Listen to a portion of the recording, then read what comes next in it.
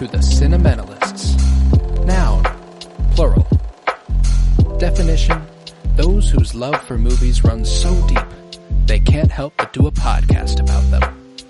Hosted by Colton Robertson and Joseph George.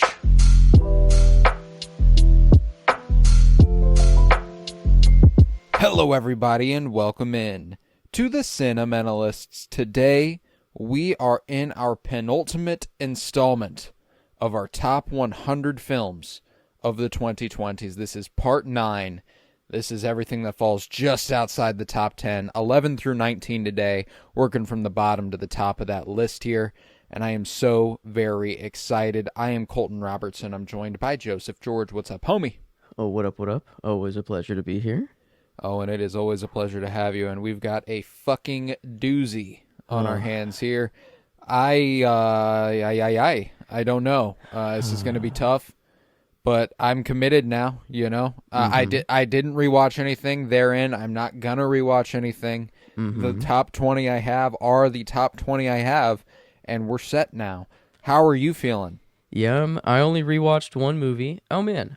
It's my first letterbox that I've forgotten in quite a while. I just fell asleep right afterwards. But I rewatched Dune, the first Dune. But that's already been said. You know, it was so I think I wasn't gonna watch one that was yet to be said because I know if I did, it was gonna move probably, and then it would be just I don't know. I'd feel bad for all the movies that it moved up against last second, and so I'm so I don't know. Nice that they'll all be said, and then I can rewatch any of them. I don't know, and then I can. Anyways, it's not really like a no, yeah, it's arbitrary at but, gunpoint yeah. or you know, no, yeah, but it feels you. like I'm it. with I don't you. know. It kind of it's like yeah. Well, if I don't make the right choice here, obviously the world explodes, and that's obviously that, you know? yeah.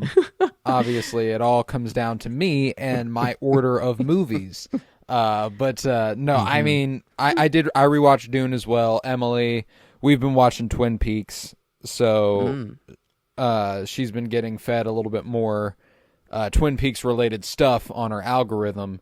And one of the things is that the David Lynch Dune celebrated its 40th anniversary the other day. And Kyle MacLachlan, who played Paul Atreides and is the main character in Twin Peaks, posted about it and stuff, and she was like, oh, we should watch that. I was like, well, I just rewatched that, but it did make me want to rewatch the forgive me good Dunes, so we should watch those. And she was down. She loved the first one. So yeah, there's a couple I've been doing I'm making it my mission to watch all 35 films that were nominated for Oscars. And I've chipped away at that. I chipped away at a couple of the documentary features. I watched No Other Land, which is about the Israeli occupation forcing Palestinians off their land prior to October 7th, 2023, when they were still committing settler colonial violence, even prior to when they like to pretend it started. Yeah, that magical date. Magical date. Everything changed that day. So No Other Land, great documentary. Another one that I watched was Sugar Cane, which I don't know if you recall, but last year, maybe the year before, there were a bunch of unmarked mass graves found in Canada that held indigenous children from reservation schools and stuff. And that movie dives into that quite a bit. Okay. Wow. Yeah. Didn't know that was a thing, and now that I do, that damn. That just sucks to know that was a thing. Completely devastating and also completely unsurprising, which is really disappointing. So Sugarcane, another really devastating one. Sorry to start off on the low note here, but on a higher note, I also watched A Real Pain last night. Written, directed by Jesse Eisenberg, starring Jesse Eisenberg and Kieran Culkin. Nominated for a couple Oscars this year with Best Original Screenplay and Best Supporting Actor for Culkin. Would have been in here. Documentaries, I didn't include any documentaries, but A Real Pain would have been here. The Home Alone. Okay, I'm like, why is his name? Not the Home Alone kid. Not... Okay, the Home Alone kid's brother. I'm like, okay. But he is in Home Alone. He's the one that drinks Pepsi and wets the bed. What? Okay, yeah, no, okay, definitely not who I was thinking of. But wow. Yeah, you were okay, thinking yeah. of Macaulay. Macaulay Yes. Culkin. This is Kieran Culkin, and Okay. well deserving right now as of what I've seen of the sport. But regardless, we can go ahead and get on into it. I just wanted to shine a little light on what I have been watching from the 20s because, a lot of stuff. This is a living document. I rewatched Dune and was like, well, that would have been higher than where I had it. And that was kind of how I felt. And I haven't rewatched Dune 2, but I have a feeling I'd feel the same. But, yeah, so if you want to take us on in with the 19, let's get it. Whew. Okay, starting off hot, and probably the one out of this whole episode that needs the rewatch the most. But even so, I don't know. This movie's in a weird place, I guess. It used to be in the top 10 before I watched a couple others, and then it just slowly kind of every Crept new down edition all the way to was 19. yeah, and then every new edition was kind of sliding in right above this one. But I don't know. So anyway, starting off real hot. It is real hot actually. But Love Lies Bleeding for me. And I know probably a lot higher on your list, I'm assuming.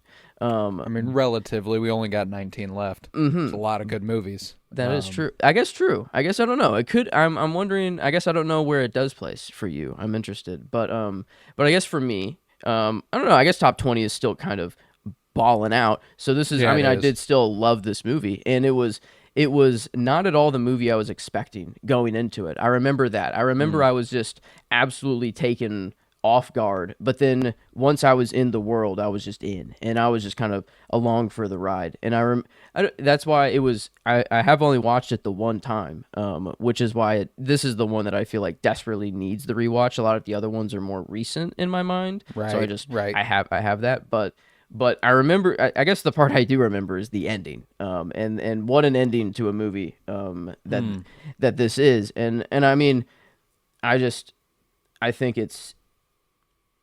I don't know. Like I remember at first being just like, wait, what the fuck? Like I didn't even know What's that this going on was here? possible in the movie in this world, and then it's going on, and so I feel like it was a very surprising at first, but then just the more I like sat with it, it was like, oh man, no, that's like this. That's kind of what that makes movies are sense. for, Like Exactly. it's like and just how they saw each other, like in their eyes, and I don't know everything, but one that just I loved the visual style of it, like just being in that era of like the 80s or 90s, I guess. I don't know where it takes place exactly, Yeah, but late 80s, early 90s for sure. man, I don't know. I think they hit that aesthetic really, really well. And then just I don't know, all the everything looked at the perfect for the era. 1989 feels like a apt place to place it.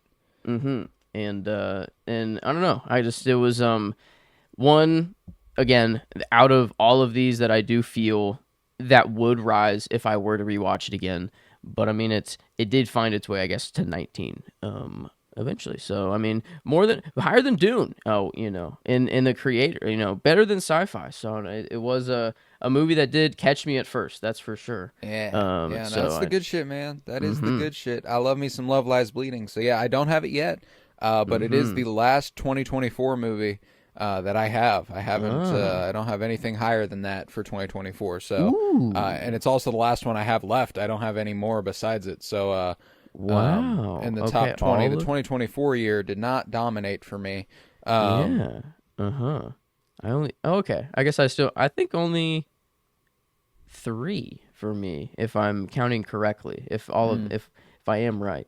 A lot of wow. 2022s, Okay. a lot of 2023s. Those are the highlights. And I'm going to bring us on in with a 2022 at my 19.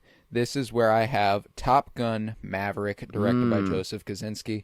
Rewatched this recently, and I've never been so on the edge of my seat, gripped for a movie I've seen before. Like a movie I know what happens. And, to be fair, it had been 2 years, close to 2 years since I watched it. And so, like, I know they make it out, I know they go down, I know they've got to save each other, but like, I know the big beats, but I don't remember how we get there strictly. And I'm just fucking edge of my seat, locked the fuck in during this movie a couple weeks ago, the second time I've ever watched it. Emotionally resonated with me on a level it hadn't previously. And I thank the Mission Impossible franchise for that. I rewatched this for the first time since being a Tom Cruise guy. First time I watched this, I was just kind of like, oh yeah, it's nominated for Best Picture. Let's go ahead and watch it. Now I've watched all the Mission Impossibles and a few other Tom Cruise things, and I'm like, you know what? I really fuck with Tom Cruise. Maybe I'd like this one more. And I did. Fucking beautiful movie. Unbelievable photography and action, and just the dog fighting and all that stuff is insane. Is it weird? Movies.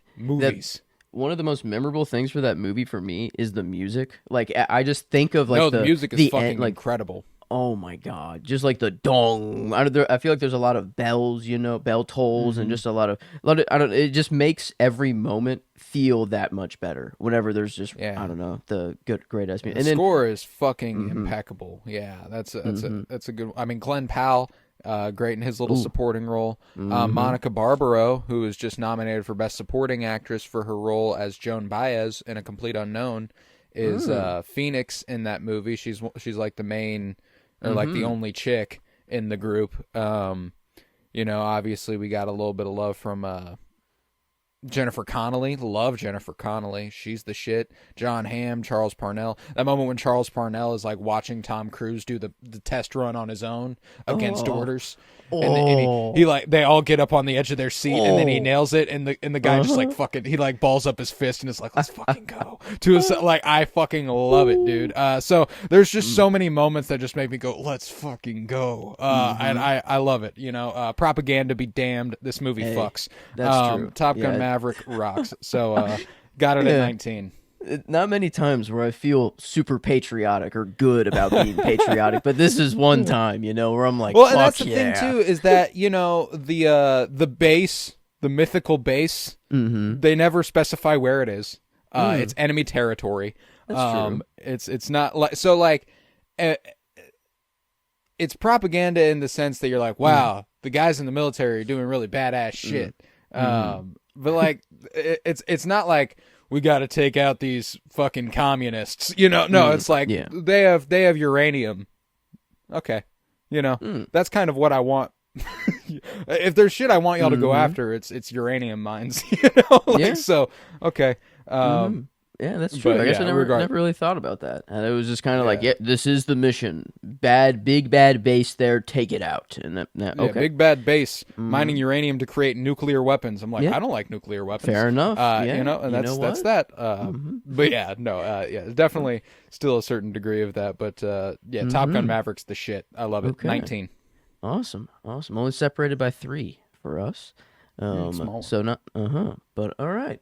Well, moving on here, a lot, not in the air, not high action, very, another, I don't know, kind of devastating one. I guess kind of fitting into the movies we were talking about before, but a good devastating one. I love my boy Andrew. I love me some Florence Pugh.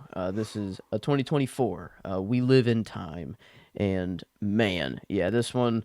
I caught it very late, or a lot later than I feel like everyone else. I feel like everyone just saw this movie so fast because it was very anticipated, and I was anticipating it. I don't know, because I love Andrew Garfield, I always have, and Florence Pugh is just kind of up and come. I don't know, just a celebrity crush of mine. So it's and coming up, I don't know, after Dune as well. I'm riding high on both of these people. Right.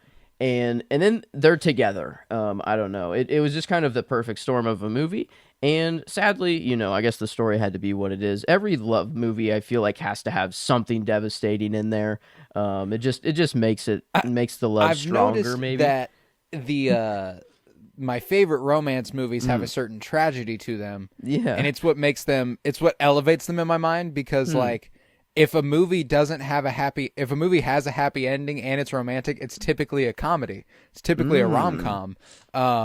That's true. Not very many romantic dramas end up all happy-go-lucky, unless they're like the fucking Nicholas Sparks based fucking movies that, and even they have a lot of tragedy in them. So like I don't know, it's weird to think about in that regard. But a lot of the happy endings, not typically in like the greatest movies. I'm looking at I mean, Love Lies Bleeding. That's a romantic crime drama, but a lot of stuff happens that wouldn't be great. Yeah, usually, I guess, now that I'm thinking of it, it would be kind of weird to make a romance movie where like two people just meet and then they just like everything is fine. Like I don't I mean, it's what you kind of want, I guess, but then it's like, no, you want to see it's what you want in real life. Yeah. But like when it comes to like fiction, it's like, I don't know, like let's make things a little difficult for them, huh? I don't know.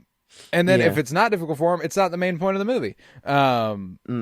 Yeah, but I don't know, this one, I get a lot of them. Why is it always health based? I feel like a lot of them is just someone's sick, I don't know, or someone has some condition, and but this one was just at least she tried to push herself maybe more than she should have, but it was also kind of that gray area of like, well, if you're gonna be going soon, don't you want to try to have a few good years or 10 really shitty ones, or I forgot what the exact quote she said initially, but it I don't know, just kind of just going through some health stuff myself, and not I never really tackled with this question, I don't think, of knowing like, oh well, my time is almost up, how am I going to spend it. It was more of just kind of like during the recovery process, I feel like I might have pushed myself a little harder than I should have, just because I but I don't know, it was a nice at least I don't know. It was a very tissue worthy crime movie. I needed the tissues, they were a streaming down, and I don't know, the one where the ending was a lot happier than I thought it was going to be. I like this one. There's a certain optimism about the movie that, like, whenever me and Emily saw the movie, I mean, I was a fucking puddle of tears in the movie theater, and we got home. And my mom was like, well, how was it? And I was like, oh, it was fucking great. And Emily was like, well, it was super sad. I was like, it wasn't just sad. I was like, it wasn't just sad. Don't do that. Like, yeah, it was sad. Don't get me wrong. But, there's a certain optimism it has about, pushing forth. I don't know, just not moving on. Moving on's wrong, but, continuing. I don't know. I like We Live in Time a lot. Yeah, she was a world-class chef. She was a world-class ice skater. She was a what else? I feel like there was another sport. The ice skating was just the side thing, I feel like. Or no, maybe that was her thing, and then her dad. She was doing the chef games. Right. They were that's right. Okay, but man, I don't know. A beautiful movie, and I love both of the people. So it rose pretty high just off of that alone. They've got great chemistry. Yeah. So it's one that was weird for me, because like fresh out of the theater, I was like, bro, that's like top 2 on the year for me. And then like just separated from it, there's a lot. I mean, emotionally, it definitely affected me, probably more than any other movie this year. But there was just so little. There were so many more movies this year that I felt filmmaking wise were so standout. This had a little bit of an every movie thing for me. That's true. Which no, and I mean, like, I don't want to dismiss it, because like I said, it did emotionally affect me probably more than any other. They were just like, when it comes to, not exactly a similar movie, but one that had, I mean, like, looking at my last few romantic movies, let's say 4 of my 20s are romance movies: Bones and All, West Side Story, The Beast, and All of Us Strangers. All of those just have a much more visceral identity in their filmmaking, and I think that's why they ended up rising up the list as high as they did, along with the tragedy, along with the really moving story, and I think that ends up elevating stories. But We Live in Time is the shit, and Andrew Garfield, I mean, still one of my favorite performances of the year. Florence Pugh, same for her. I'm excited, and I don't know if we're actually gonna do an episode on this or anything, but I'm putting together my own little nominations from last year, and I think that I would like to, execute at least like a brief little episode ahead of the Oscars. I think would be fun. I've got a lot more to watch, but Andrew Garfield right now would be there. Florence Pugh, there's a lot of the lead actress category is much more stacked than the lead actor category this year for my money. And Florence Pugh has a little bit tougher of a time getting in there for me. Yeah. We live in time at 18. I like it. I like it. Right. My 18 is one you've already said again. Another one that is just absolutely harrowing, just really, really fucked up, and really, really good. 18's where I have The Zone of Interest, directed by Jonathan Glazer. And I've only watched this movie the once, but it has stuck with me probably more than any other movie, which is wild. It's an absolute gut punch, and it stings. I don't know. It's just you watch the whole movie with a fucking disgusted look on your face, I feel like. And it just never really goes away. Just a really, really fucking sad movie, man. And it's so damn good. So damn good. Just kind of grappling with how one exists amidst the atrocities they commit. They have to choose to ignore them, plant flowers, smother the stench of death, fill their house with people and music to drown out screaming, choose to line their walls with shrubbery to forget what's on the other side. It's really, really good. Really strange coincidence again. For some reason, we both thought that this is just right above Top Gun Maverick. Again, I thought so. It seemed familiar. Yeah, I don't think that we really, that's how we did it. I don't think it's like, yes, no, Zone of it's Interest not, is barely better than Top Gun Maverick, but I don't know. I like whenever, I don't know, the random lineups that do happen. Yeah. Yeah, I don't know. I definitely don't come out of the movie with the same feeling as Top Gun Maverick. I come out way worse of Zone of Interest than Top Gun Maverick. Yeah. But Top again, Gun Maverick makes me fucking riled, and then Zone of Interest, I'm like, well, all right. I actually watched this in the morning before I went to work one day. Ooh. Awful idea. Awful idea. Yeah. Not a good way to start the day. No. Yeah. But that was the thing, though, is that, like, obviously it makes you feel fucking awful, but it's still a really incredible film, like it's a really incredible movie that's so well done, and it kept me thinking all day about it and about the movie itself more than just the atrocities within it. It's really, really strong. So The Zone of Interest at 18 felt very good.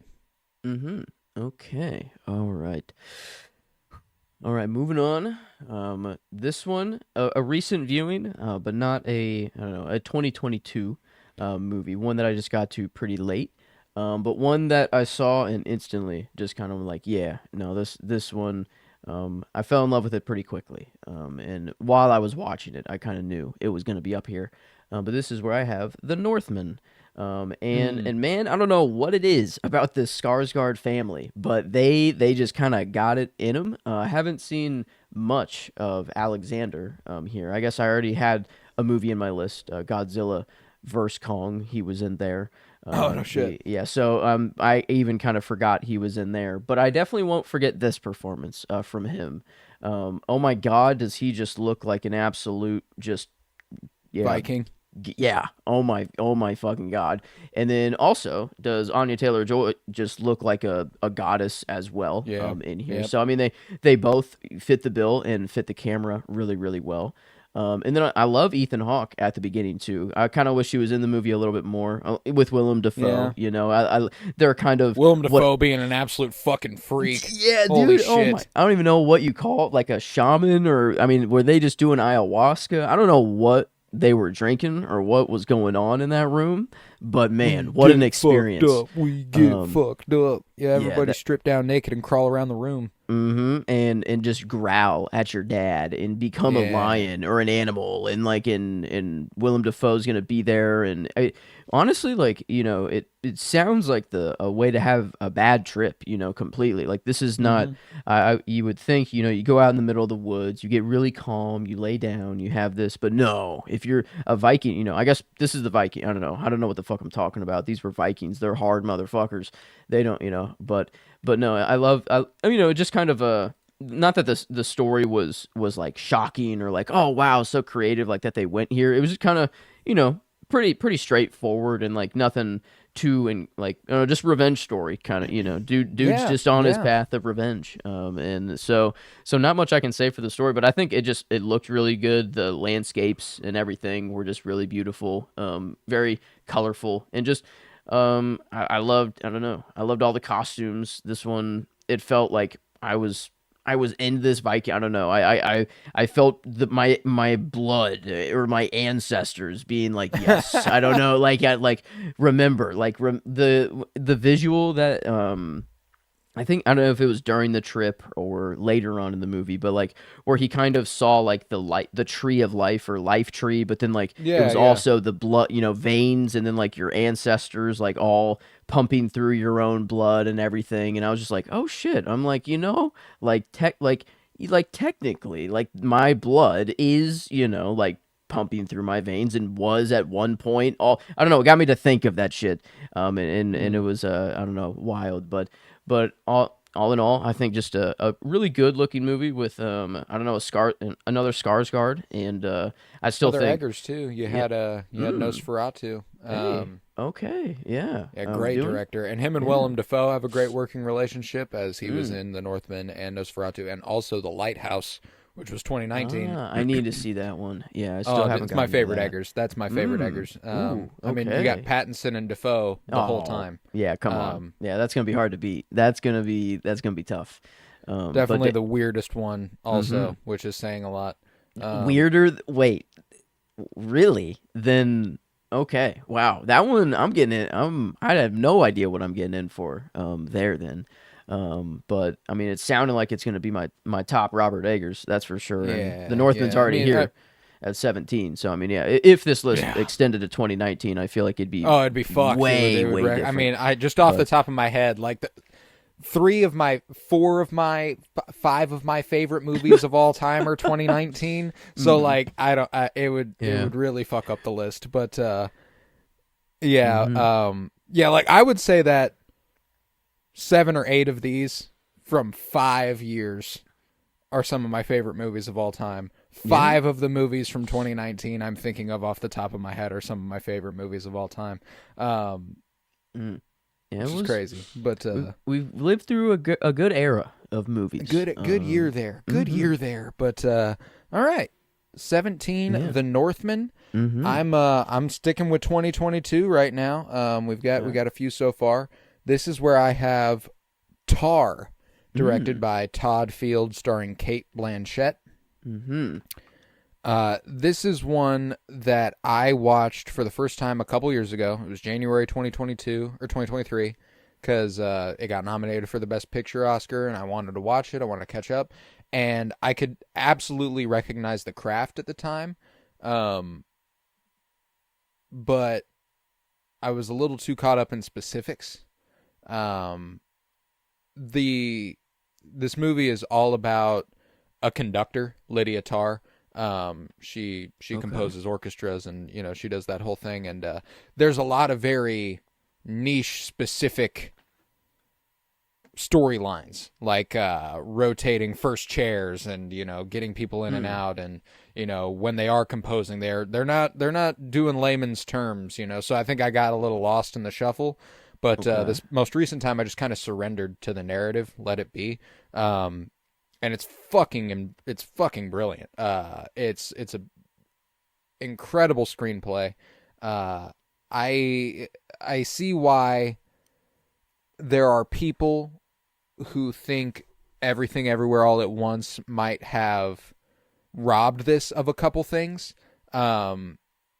Now, that's not the case for me, but I can see why some people do think that. I mean, Kate Blanchett is utterly fucking incredible. The screenplay, I don't recall if it won. I feel like Everything Everywhere All at Once also won screenplay, but I might be tripping. Which, if there is one that I'm like, whoa, it's that one. Because yeah, nominated for 6 Oscars, went 0 for 6. Best Actress, Best Picture, Best Director, Best Mm. Screenplay, Best Cinematography, and Best Editing. Mm-hmm. And really, I would have been okay with it taken any of those on the other end of this watch. Now it also had a few heavy hitters to go up against, which are at the top of my list. So we'll have to wait for that. But Cate Blanchett is utterly incredible. It's very, very prescient. I feel like this is going to be looked back on as something that is quintessential to the early 20s. It's so timely, but I feel like it will age to be timeless, and I think that that's really, really interesting. They make a lot of points within the movie about how the exact, it dips its toe into the waters of like not cancel culture, but people of power finally being held accountable in the wake of like the Me Too movement and things of that regard. So like, and they point out that like this isn't new. There's been scandal and all this sort of stuff since the beginning of celebrity, and so like the myth of cancel culture being a sudden phenomenon is almost entirely fabricated. And I feel like Tar makes a good point of making that clear. But yeah, Tar's the shit. Wow. I think everybody could benefit from it. 2.5 hours, but whew, a fucking good 2.5. Beautiful photography, beautiful architecture, and the way it shoots interiors. Its production design was insane. I loved it. Tar is brilliant. Sounds so like I got it at 17. a good maestro, like an actual. Yeah. I guess maybe it's not what Maestro's going. Maestro's kind of just going for something different. I feel like completely. Yeah, but it's I don't know. It's doing a little just bit of something two else, conductors. I don't know. Yeah, it was kind of. Well, I don't even know if he was more of a composer. I don't even remember Maestro. It was he on was my a list, conductor. which is crazy. But that's what's funny is like you remember like the reports that Bradley Cooper spent like 5 years figuring out how to conduct music for Maestro and stuff. Like Cate Blanchett walked on set and waved her fucking arms around and it looks awesome. Oh, that's awesome. Yeah. And I don't want to discredit her in any regard because I don't know what conducting is. I don't know if what she's doing is right. I don't know. Frankly, I don't know if what Bradley Cooper was doing in Maestro was right. You know what I'm saying? But like the fact that he said he worked that long on it indicates to me that it was probably correct. At least I fucking hope so. That's true. Yeah, but if not, even worse. Yeah. So, but yeah, okay. I mean, some of the shit that Kate, she did learn how to conduct an orchestra for the film, so she was doing pretty good about it. I don't know if it took years, but she also had to relearn piano and learned how to speak German. Oh, damn. Okay. Yeah, learned a whole new language and shit. So I'm like, yeah, definitely one that I'm like, hey, she did the work. Cate Blanchett is awesome and definitely one of my favorite actresses of all time. She probably lost that year to the only actress I would hold above her, in my opinion, which is Michelle Yeoh. So, okay, yeah. Yeah, Tar's the shit, 17. Okay, all right. Whew, 16. Is this the first? I think it is. The first Wes Anderson to appear out of mine. And it is. Yeah, I get this was the where the Wes's are was kind of tough for me, but this is where I have the French Dispatch for me, and man, talk about a cast that I am loving right here. Timmy, we got Timmy, Frances McDormand got Nomadland not too long ago, her popping back up. Tilda Swinton, always love to see her in a movie. Adrian Brody, I don't know, coming more to appreciate him recently. Probably because of Wes, and I don't know, even Benicio del Toro. I don't know. I mainly know him just from like I guess he's the code breaker whatever in Star Wars. But like every time I see him, I just think it's Sicario? Yeah, just Sicario, the whatever agent or whatever he was in Sicario. But this is like what I want to remember him as in the French Dispatch here. Right. I don't know, this artist in prison. And I guess the movie, I love how it does just go from story, like it has its own sections and we are just reading kind of the issue of this dispatch. And whenever I was watching it at first, I didn't really get that was going on. Like I didn't fully put that together until like the very, very end. And then you told me and then I'm like, oh, okay, you know what? Oh, okay. It took me probably a lot longer than I'd like to admit to put this movie together. But I don't know. I guess that's kind of Wes's style. He doesn't. I don't know. He's not conforming to any regular movie making structure or anything like that. But this one, I love. my storyline that I think I like the most is Timmy's and Francis McDormand's. I think they're, that is I don't the know, shit. just the good old revolution. Zeffirelli. Yeah. Oh man, yeah, that one is the one at least the most memorable and sticks out to me. But I mean, how can I forget about Jeffrey Wright? You know, I feel like I was saying up the cast of everyone that I love, and I didn't even say Jeffrey Wright. And Owen Wilson's even in here. You know, looking at everyone else. So, but Wes, I'm gonna love his movies until I die. He holds a special place in my heart, and kind of responsible for really the start of me starting to love movies. And I think I kind of realized that when I was just looking through these and getting ready before the episode. I'm like, man, these are movies that I just fucking love. Like, and foundational. Yeah. yeah. And but the French Dispatch it's there's a West that I like a little more. It was a little more me. And a lot more anticipation for it, and it'll come a little later. But yeah, this is his first for me, popping up at 16. All right, I love it. My 16 is one that you have already listed, and it surprised me then as well. It was a series of ones you rattled off where you were like, no surprises this episode, and then I got like 8 of them, in my opinion. But this is 16s where I have The Banshees of Inisherin, directed by Martin McDonagh. Beautiful, dude. Colin Farrell, I have no doubt. I haven't seen The Whale. I don't know what Brendan Fraser did, and I'm happy he won. I got a tough time believing anybody deserved to beat Colin Farrell. Genuinely one of my favorite performances of the decade. Maybe You Never Were Nice. I just fucking love how heartbreaking his descent is. Beautiful screenplay, beautiful score, beautiful imagery. Brendan Gleeson is incredible. Barry Keoghan is devastating. Carrie Condon is brilliant. You're all boring. You're all feckin' boring. I fucking love what they do with this movie, and we got a whole episode on it. You know, this is another one that we've done a cinema surprise episode for, and now we've both said it, so I know that's over there. I've got a few in my top 16 that we've done entire episodes dedicated to. Like half of my top 16, I feel like we have entire episodes dedicated to it. Yeah. Actually, yes. Yup. Yeah, there's a lot. Ticking a lot of boxes for me. Yeah, we've definitely... 11 of my top 16 we have entirely dedicated episodes to. And I'm pretty sure the 5 that we don't.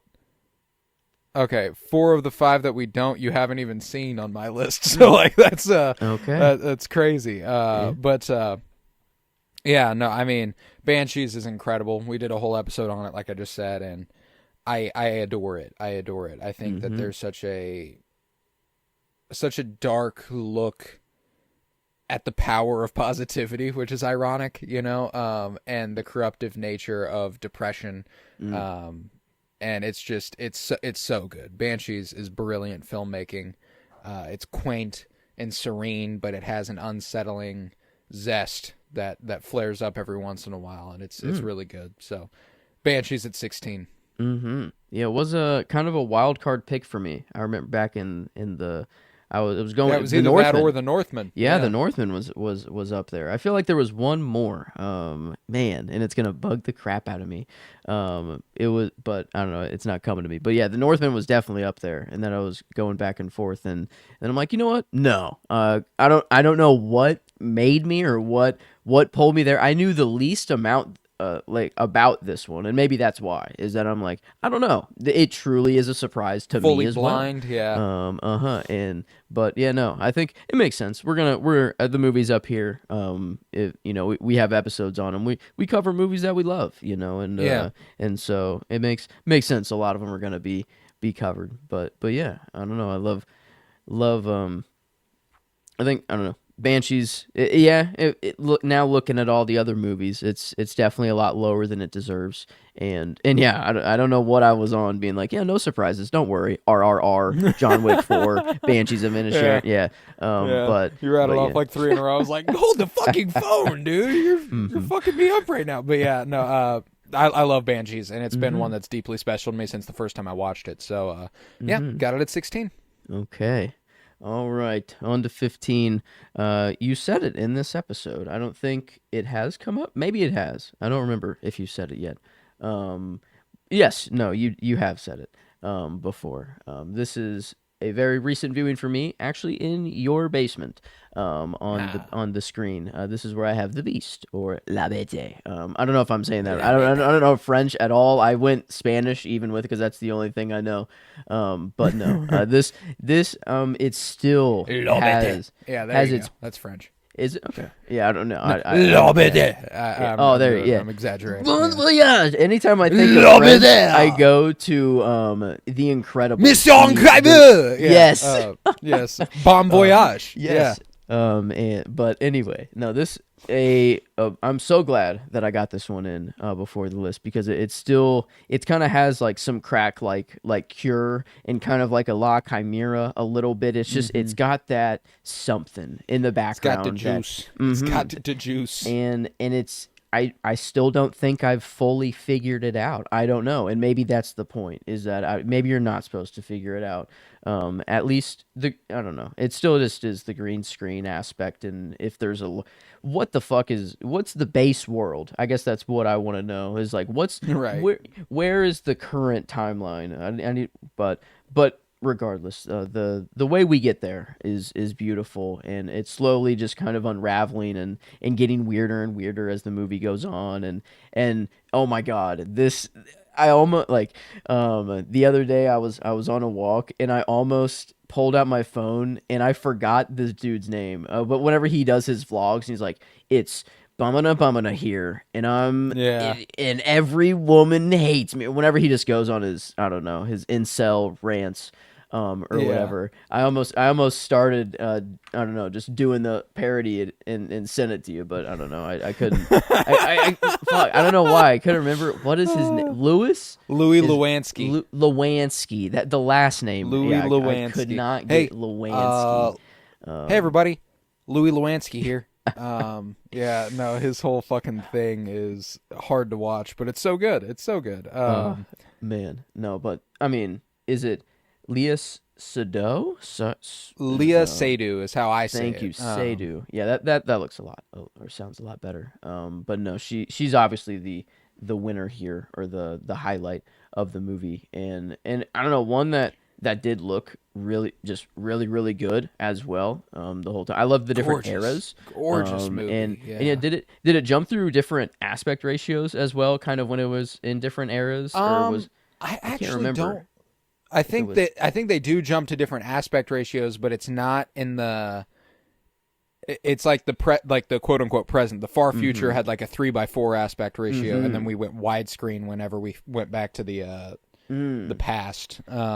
Yes, which felt backwards. You know, like the future usually has the widescreen, and man, yeah, just a cool world that was built here, in a weird romance. You know, romance is kind of I feel like the last genre for that. Like it's but it's very crucial to the story. But like I feel like I guess I was more focused on like the sci-fi. The romance is pretty critical. I don't know, maybe I wasn't. I think when you rewatch it, you will undoubtedly view it as a romance movie. Now, there's other stuff going on, obviously, because of the whole 2014 storyline where Louis Lewinsky is an absolute fucking freak. But even in that storyline, she's like called to him. She pulls towards him, and she imagines him when he's not there, and all that stuff. So like, there's a weird, you know, I don't know, not interdimensional, but you know. Inyan. It's Inyan. Every life they've touched each other and all that stuff, like from past lives. But so even whenever you're this is one that whenever I said it, when I said it at 24, I was like, this one fucking hurts. It hurts worse than any other movie that I've firmly placed. It should have been in this episode, I think. Well, it's getting its flowers. I love here. that movie. Yeah, I love that movie, and it's the second Leia Seydoux of this episode. She's Moses Rosenthaler's muse in The French Dispatch. She's Hey. who he paints. Oh shit, that's right. Oh my god. Yeah, Okay. Wow. I went back to back for me. Didn't mean for that yeah, at yeah. all, but yeah, cool little connection there. Yes, But yeah, indeed. I don't Love me know. some Leia Seydoux. So The always, Beast. always invited. But Good you old. brought it up. You brought it up during this conversation. My Oh, 15 is La Chimera, hey. directed Okay. by Alicia Rohrwacher. Mm-hmm. Um, didn't get back around to it. Said I would. Didn't. I I love it, man. I don't know. I don't know. There's something so pleasant and warm Mm. and gorgeous about the movie, even though it does, concern itself a great deal with death. Mm-hmm. Um, I think that there's a hopeless romanticism that it possesses that not a lot of other movies even come close to possessing. Um, they're kind of similar to The Beast in its romantics, in Mm. that you don't really know how it's romantic until it becomes Mm-hmm. crystallized. I love that it's never expressly said that he's trying to find this tether to the netherworld to find his love, and get her back, and you just kind of have to Mm. watch as the movie unfolds and see that that's what he's seeing, and that's what he's trying to reach, and that's what he's trying to find. Like, dude, it's gorgeous, and Josh O'Connor is brilliant. I really wish that Neon hadn't dumped this in a December 2023 release, uh, Mm. because this would have been an awards contender this year. Had the immensely better Isabella Rossellini performance, than Conclave. She was, Flora, the grandmother who loves Josh O'Connor, and Oh wow. all that good stuff. Mm-hmm. If we're talking about Isabella Rossellini and La Chimera, yeah, give her that supporting nod. Um, but yeah, no, I love it. I think Mm. Josh O'Connor is a marvel in it, and if it had been released just couple weeks later, limited release a couple weeks later, I think we'd be talking about it in this award season. But Mm-hmm. it is what it is. It is what it is. Alicia Rohrwacher, I need to make my way through more of her filmography. She's got a few under her belt. I need to watch Happy as Lazaro and Le Pupille. Le Mm. Pupille. Le Pupille. Pupier. That sounds Sorry. more French. Uh, Mm-hmm. and then The Wonders. Yeah. Tons of Oh. good stuff. So I look forward to digging into her filmography a little bit. But La Chimera at 15. Mm-hmm. Yeah, it's got I don't know that crack in it. Something. There's something in Similar. there. Yeah. Yeah, it's and it's hard to explain, but it's just there. And yeah, I don't know. I love just Josh O'Connor. I don't know. It just made me realize like we really got a good pick of actors that we're growing up Man, with. I don't know in the this movie era. star ain't dead. It's just Mm-hmm. different. The Yeah. movie star ain't dead. It's just different. That's all. Mm-hmm. But okay, here we go. This one I feel um kind of similar to Love Lies Bleeding here, where it's been some time and it kind of was trickling down for new additions to go in. But I remember when I watched it, it was just very gravitate. I don't know it a lot more. I don't know. I felt more than Love Lies Bleeding here. But this is where I have Past Lives. 2023. Yeah, and I know. I guess it feels gravitating because I know how much you love these movies, like Love Lies Bleeding Yeah, and Past Lives. It I was do like love I'm them. like Yeah. it feels I don't know it just for your reaction but no this one as far as the romance movies go I feel like this one's the clearest romance movie here and not there's not some crazy other thing going on like the Beast Yeah. or even Love Lies Bleed I don't know it's Yeah, just Love Lies Bleeding, the crime drama going on there, yes and La Chimera being literally hmm interdimensional. Yeah. Yeah, this one we're calm, and it's nice, Yeah. and it's just very you're just with these people. I don't know, and the Skype calls and the all the I don't know. It just felt so real for this time, or like this early 2000s. What it would be like just to fall in Mm. love with someone in the world, but then and then the inescapable, I don't know, childhood love, and just how that came back into play, and like I was kind of rooting for the new guy at first, but then I'm like, man, how can you just deny that? I don't know, like They it got the tore me. better story. Yeah, Yeah, I they got the know, story.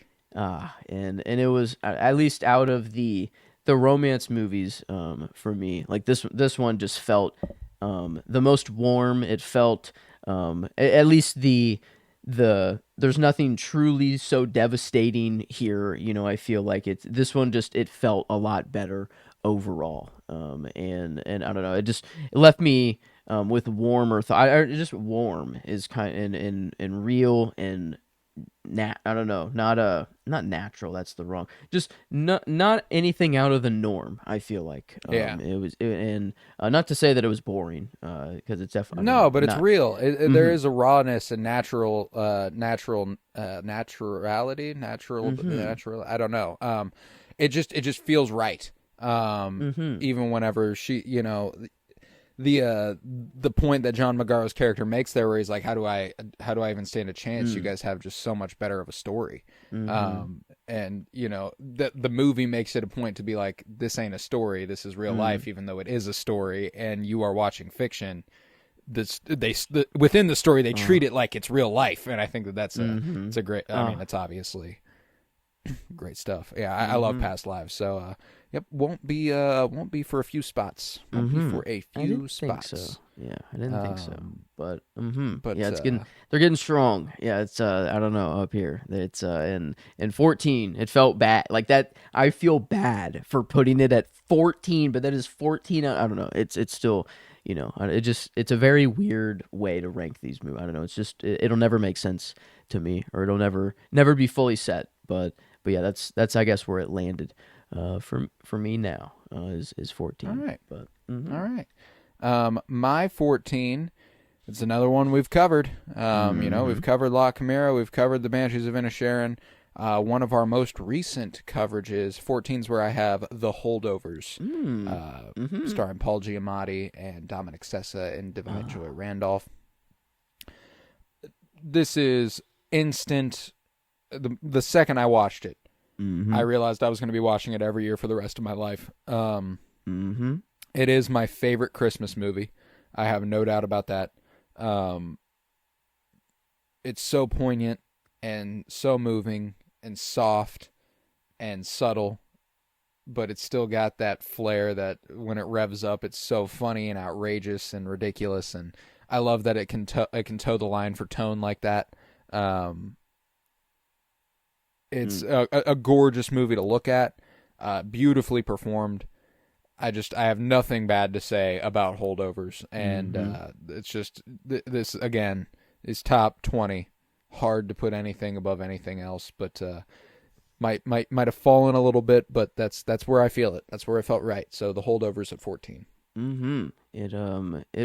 It will be brought back up this episode, but not for a little bit, I guess. But yeah, I know I feel very similar. It is that instant. Yep, this will stay with me for the rest of my life, and I will. It's a weird comfort Christmas. I don't know. It is a weird, like, to want to watch this every year. I don't know, because isn't like the happiest. It's not like a Polar Express or like an No, yeah, Elf, or but it no, this is what I want my Christmas movie to be. I don't know what that says about me, but no, it's just it that says good. you like good Yeah, movies. it's just that good. Yeah, Yeah, it yeah. is. It's just a way better movie than Polar Express or Elf. That's for sure.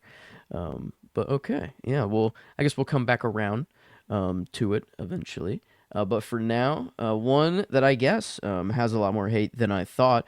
I don't understand it at all. I love this movie, maybe even low for where I have it. But this is where I have Babylon. Damien Chazelle's. Mm. I don't know. I came out of this movie like being like, oh, like this is, I don't know, the actor, or like what they, in silent films. It got me to kind of think of film in a whole different way.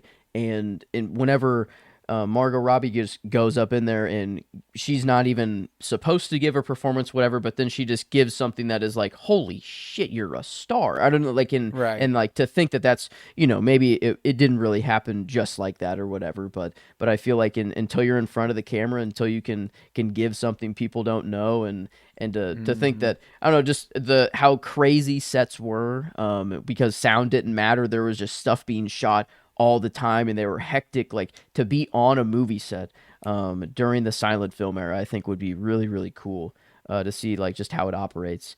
And then like the slow decline of like how it felt like, oh damn, wait, are we going in the wrong direction for movies for a little bit? Right. With the audio and Well, there's a lot of regression too, like people are Mhm. start presenting themselves more conservatively, and Mm. that changes certain business relationships and the way people operate, and it's just the corporatization of film, like Mhm. prior to that it was just more all about the artist, we're making the silent film for a couple bucks, let's do this thing, and then it became something else. Yeah.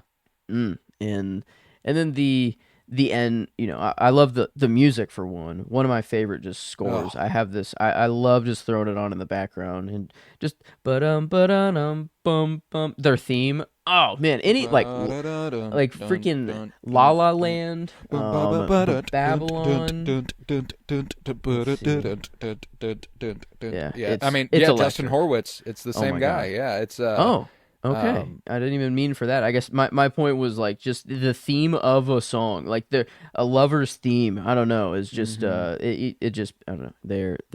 They're bangers of some scores, and but yeah, I guess not really a I guess I don't know. I'm jumping the gun on one of my next picks, but no, Babylon here. It just has a lot. I don't know, a lot to love about. Like, I think looked beautiful. I want to live through this era of party, the Roaring Twenties, and go to a Ooh. party like this. Oh my No, we God. skipped straight to the 30s over here. That's all. Yeah. Yeah, yeah. Our 20. We're in the middle. We're in the smack dab middle of the 20s right now, and we got to Yeah. turn this shit around. This Something's is got to happen. we are Something's got to not happen. on a good Um, trajectory. Yeah, I Stuff's don't. not well right Hmm. now. Yeah, I But don't think yeah, they'll be. Babylon. Yeah, calling it the Roaring Twenties again. I don't. Well, I don't know. Yeah, I don't know what this era will be called. But let's get it more like Bad. Babylon. I don't know. Let's. That's what I want to get back to a little bit. That's what I But. want to get. That's where I want to Mm-hmm. be. Um, Mm-hmm. all right, Babylon at 13. I've got like what can be described as the perfect opposite of Oh. Babylon, Okay. tonally. Just so much more quaint and intimate and small. Mm. Nowhere near as grand and loud and brash. Mm-hmm. This is where I have Perfect Days, directed by Wim Ah. Wenders. Yes. Okay. Now, I mentioned Zone of Interest earlier and how I watched it before I went to work, and it had a certain effect on my day. I watched Mm-hmm. this before I went to work one day, and it was the best work day of my Oh. life. Um, Oh. there's a certain peace this movie achieves in that it's Wim Wenders was kind of accused of having romanticized the working class experience as a rich man, so it's kind of like an outsider's perspective of Mm. what a working class is. I disagree. I think it comes from an earnest place. I don't think it's like look at this guy, look at what he Mm. does on the day to day. Isn't that so sweet? It is. Yeah, I don't know. Like I don't care that it's coming from a source where a guy that makes millions of dollars to make movies. Like it resonates. It made me feel good getting ready to go to work that day, to work Mm-hmm. my menial ass job where I do stuff that I enjoy doing. I'm not making the biggest bucks off of it, but I find a peace Mm-hmm. in it, and I think that that's something that Perfect Days really makes a good point to emphasize. Um, Mm. it's a beautiful, beautiful music, beautiful imagery, beautiful architecture. Again, genuine, just going around Japan, um, going around Tokyo, and he's a toilet cleaner. Mm. That's what he does. Is he cleans public restrooms, and that's what he does on his day to day. Mm-hmm. And there's obviously some other stuff that comes up, family stuff that comes up, but he's just a sweet guy. And Koji Yakusho is the lead. He was the lead in Cure. That's come up a couple times. Ooh. He was the main dude in Cure, is the main guy in Perfect Days. Okay. Another guy who probably deserved a Best Actor nom last year. Just incredible. So yeah, Koji Yakusho, leading Perfect Days, MI13. Gorgeous movie. That's how the guy from Cure retires. Is he goes to Tokyo? Hopefully. Yeah, and he finds his true. That's how his true peace is. After he purges the devil within. Yeah. Wow. That man. Cure. I don't know. That's a blind spot for me, but one that I saw. I think it was just the trailer for it in the theater. And when I saw it, I'm like, oh, I would love that movie. I don't know. It just looks so cute. It looks so beautiful. It looked like very well shot too. Yeah, I mean, gorgeous. Wim Wenders but, has one of the best visual sensibilities of any filmmaker ever. Paris, Texas is another one of his that I've mentioned before. 100% worth your time. Gorgeous movie. And Perfect Days, yeah, man. It's fulfilling. It's sweet. And it's sentimental, and I really appreciate it. So, Perfect Days at 13. Okay. All right. Well, moving on to 12, one that you've already said. And a revisit of my man Andrew Garfield twice on this episode for me. But this is where I have Tick Tick Boom, a movie that I feel like was I wonder now that I'm thinking if La La Land or Tick Tick Boom came first of what I watched. We're would have been both? La La Land. Yeah. Okay. So yeah, La La Land definitely because it just came earlier. Yeah, we did them both in the 52-year journey through film, and it would have been about 5 weeks prior to Tick Tick Boom. So yes, okay, this makes more sense because I think out of La La Land or Tick Tick Boom, it's a strange feeling of which one I like more. I feel like I just love Andrew Garfield so much, and this first watch was so incredible. I love the songs more in Tick Tick Boom as well. Like I find myself just listening to them. Boho Days. Oh my god. I don't know why. It's just such a is the life. Yeah, it's so good. Green the dress. last one. The last one. Bo. I always love woo! it. And then the woo. It's just it's a good vibe. It even got the jerk whatever dude in the party to be like, oh, this shit's fucking that was awesome. Yeah, like holy fuck or whatever. But you know, in green dress, it's the bonus track. I guess not in the actual movie. But a banger. And then I don't know. The movie it's just it gets me to cry. And man. Yeah, it fucks me up bad. The happy birthday at the end is just that I don't know of another time where I've heard the song Happy Birthday and felt worse. You know, I don't like what is it? It's usually a very happy song to hear, but it's kind of the one I don't want to hear it at the end of this one. But hey, cool connection for your movies here so far. Me and Emily have been together for we've celebrated 5 New Years together. And starting with our second New Year's, we started a tradition where we watch our favorite movie from the year prior to ring in the new year. Our first one was 2021 into 2022, and we watched Tick Tick Boom. Okay. 2022 to 2023 is the only one we haven't gotten to yet. 2023 into 2024 was Past Lives, which you mentioned. And then 2024 into 2025 was Love Lies Bleeding. So you've knocked out 3 of the 4 in this episode, which I think is just a cool little you know, those were my favorite movies of those years, essentially. So or New up Year's there movies. anyway. Yeah, they I don't know, and kind of each one of them, you come out of the movie feeling very new or very different, a very different perspective. I feel like maybe Babylon more. I feel like the most for me out of those. I love, you know, just I want to check all the movies that were at the end off the list, but no, Tick Tick Boom was one that I thought was, I don't know, I fell in love with instantly. I love all the music, and I'm still listening to it on the daily. But man, yeah, one that I haven't watched I don't know, in quite some time. I wonder my activity. I have seen it 3 times, I guess, but it's been 10 months since I've watched it. That's way too long. All my watches last time were I in the watched span it of 10 months, but okay, Yeah. so Last time I watched it in full was September of 2023. wow. So Yeah, been a little bit, been about a year and a half, but Mm-hmm. yeah, Tick Tick Boom's the shit, man. That might be why you can see it down here at 28 on my list, but Mm-hmm. yeah, it happens. Yeah, Andrew Garfield's the best, man. Mm. I love him. I love him dearly. But Mm-hmm. all right, all right. My 12, one you already mentioned this very episode, and my Mm. highest 2024 movie Mm. of the decade, Mm-hmm. Love Lies Bleeding. Mm. The Here only it is. year besides 2020 that is going to be peaking outside the top 10. My top Wow. 10 is entirely 21, 22, and 23. Um, Hmm. yeah, 22. Love Lies Bleeding at 12 here. I love Rose Glass's direction. I think Kristen Stewart is an incredible lead. Katie O'Brien Mm. gives undoubtedly my favorite supporting performance of 2024. I have no doubt Mm. about that.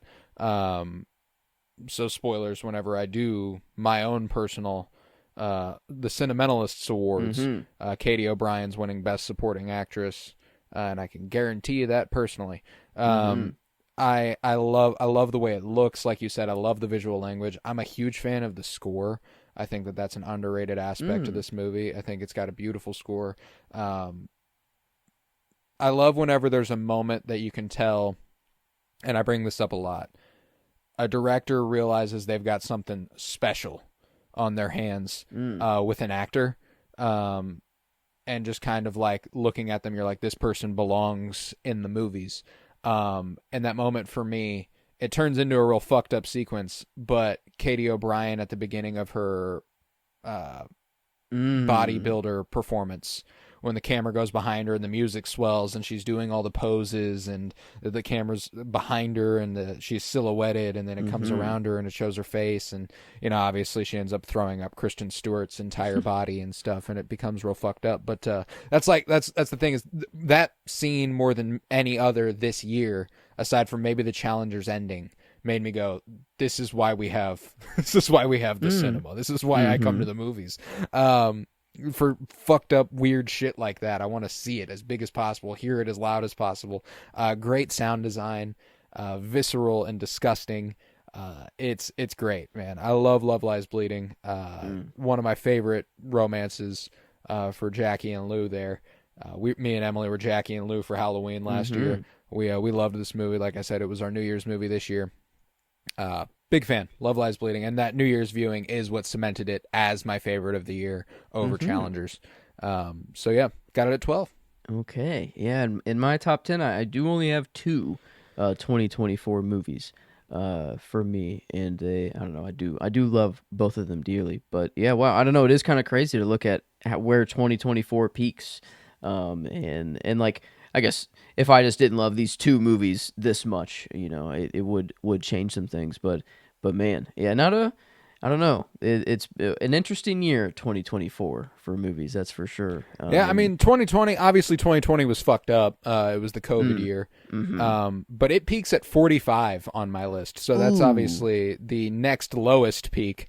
And 2024 peaks here at 12. So, wow. but it did Oh, have like four times as many movies, or mm, not four times as many, but two, three damn. times as many movies as 2020. So yeah, it's yep. That Eesh. this is the second lowest peak for a year, Mm-hmm. 2024 here at 12.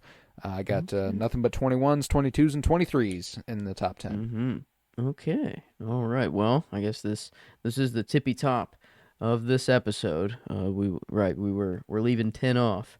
And Yep, this is the so top of ah this episode. So before we get into number 11 on our list, I want to tell you about our Cinementalists giveaway. We are giving away a Criterion Collection Blu-ray copy of both Certain Women and Paris is Burning.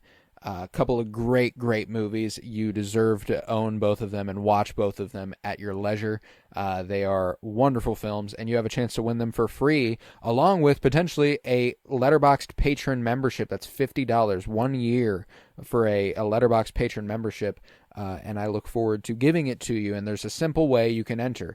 All the details are on my Blue Sky, which is emerging as the premier Twitter alternative. If you want to rid yourself of Nazis, it's a good place to go. You go to Blue Sky, look up Colton Robertson. It's my pinned post. And the details are you have to subscribe on YouTube. Now, I've had people hit me up. They don't have YouTube. Is there anything we can work out? Yes, there's something we can work out. Just hit me up if that's the case. We can talk about it. And you have to download at least one episode wherever you get your podcasts. That's how you get one entry. Now, there are a bunch of caveats. If you like and repost that post on Blue Sky, you get an additional entry. If you tag someone in the replies, you get an additional entry. And every episode you download is an additional entry. We have somebody with auto downloads on, and they are way ahead of the game right now. We have gained a few more entries in the last week or so, so it's nice to see those numbers growing a little bit. But we want more. We want more people over there. I want to be able to give you that movie. I want to be able to give you that Letterboxd membership. So at Colton Robertson on Blue Sky, check it out. We'll talk about it. There you go. So what is your 11 to round out this episode, part 9? Right. One that's already been brought up, and I figured we'd have it pretty close together. But one that we covered recently, and the Christmas classic, The Holdovers. And it's crazy that whenever, I don't know, after watching it for the Christmas or back the viewing we had, I find myself doing his little shoulder stretch. His little, like, when he puts his arms up and just kind of like T-poses, but just pushes them back, or rolls them in little circles. And I don't know if I was doing it before or if it was after this viewing, but like I kind of am like, oh, wait a minute. I'm like, am I becoming It's sticking with me. Yes. Yeah. I'm Paul Hunnam, but no. And so there was that. I noticed myself doing that more for whatever reason. And then the quote, for whatever reason that I can't get out of my head, is whenever the prostitute kind of comes up to him and is like, hey, you want to whatever, he doesn't even know what the fuck's going on. But then I feel like Angus asks for some like advice or something. I don't know. It's something like that. I might be mixing two moments together, but the quote, at least he's like, curl the toes. You're like, I'm not going to tell you till you're 18, but then he leaves and he just says to curl the toes. And for whatever reason, I don't know. The details would curl your toes. Yes. Curl your toes. Yeah. I love that stuff. Yeah. I don't know why, but those two things, the shoulder stroke, two of the smallest things in the movie. But they're for some reason. Yeah. I human can't. Form. Yeah. Man, yeah, there's just so many good moments here, and I can't wait, for next year's viewing. I don't know. I feel like if I will reserve it just for that viewing, or if I'll find myself in a couple months being like, no, I need the Holdovers. And that is the beauty of that one, is it does feel like a little bit more accessible, but I think I'll find myself mostly revisiting it in December, November, December. It feels like the right time. Yeah, it's gotta be cold. Just a gorgeous movie. Just a gorgeous movie. Yeah, and it does have to be cold. That's the feeling it has. So, probably a fall winter reserve. But yeah, man, a classic nonetheless. Shit. Yeah, 2023. Like I want, like in 20 years, will this be? Well, I don't know. Will this be the Christmas classic that came out of our era? I don't know. I hope so. But. At least it will be for me. That's for sure. Yeah. So, but yeah, it topped off the list here. I guess right outside the top 10. But yeah, got right up to it, I guess. All right. Now my 11 to round out the episode. I'm filling you in with a blind spot here. This is tough. The first outside the top 10 is fucking brutal. And I'm taking a leap here because there are two movies in my top 10 that I've only seen once. And I've seen this one twice and freshly rewatched it just last week, 2 weeks ago. Okay. So tough to put it below those two that I've only seen once, but I think I'm going to do it. This is where I have Monster, directed by Hirokazu Koreeda. Very misleading title. You'll think it's some sort of horror film or something or other. It's not. It's basically just a family drama. It's a Rashomon-style narrative that unfolds from 4 different perspectives of the same time period. And it's beautiful. I know I've abused that word today, but It is. I cry my fucking ass off with this movie. It guts me. I think that it's bittersweetly beautiful. It's got one of the best. I'm gonna call it a twist, because there will be people who will not see the writing on the wall in front of them, and it's just got a brilliant twist. So I can't really dive into the details that I want to about it. But it's got a really moving screenplay. The score is soft and beautiful. Again, beautiful. But the what I will say, without spoiling the sort of twist, is that nothing is as simple as we have a habit of making it. Everyone contains multitudes and is deserving of love. Okay. So it's, I mean, gorgeous, gorgeous movie. I can't recommend it enough. But yep, that's how I'm rounding it out with Monster at my 11. So how about you go ahead and take me back through 11 through 19 on your list. All right. 11, I had The Holdovers. 12, Tick Tick Boom. 13, Babylon. 14, Past Lives. 15, The Beast. 16, The French Dispatch. 17, The Northman. 18, We Live in Time. And 19, Love Lies Bleeding. All right. I had 11, Monster. 12, Love Lies Bleeding. 13, Perfect Days. 14, The Holdovers. 15, La Chimera. 16, The Banshees of Inisherin. 17, Tar. 18, The Zone of Interest. And 19, Top Gun Maverick. And with that, we will conclude this episode of The Cinementalists. All that is left is the top 10, which is now available. Go ahead and check it out. Leave a 5-star rate and review and download wherever you might be listening. Go ahead and enter that giveaway at Colton Robertson on Blue Sky. Find all the details and get updates on everything we're doing across every platform, across every podcast, because we've got 4 of them, and there's no telling what we might be doing at any given point. So at Colton Robertson on Blue Sky is the only social media I use now, principally. At that, you know, I've Twitter's officially off the phone. TikTok got banned, and then I deleted it, and then it got reopened. But apparently, it's a propaganda machine now, so I'm going ahead and doing away with it. No more Instagram. Blue Sky is where I'm at. Go ahead and check it out at Colton Robertson to contact me about anything we're doing. We're on YouTube at The Cinementalists. Just look us up. We are there, as it is spelled here. Subscribe, like, share, all that good stuff. But yeah, go ahead and check out the top 10. I was Colton Robertson. I was joined by Joseph George. Thank you very much, homie. Oh, thank you for having me. It's always a pleasure to be here. Oh, and it's always a pleasure to have you. And I feel like the highlights this week were Léa Seydoux and Andrew Garfield. So go ahead and check out a couple of their movies, why don't you? All right.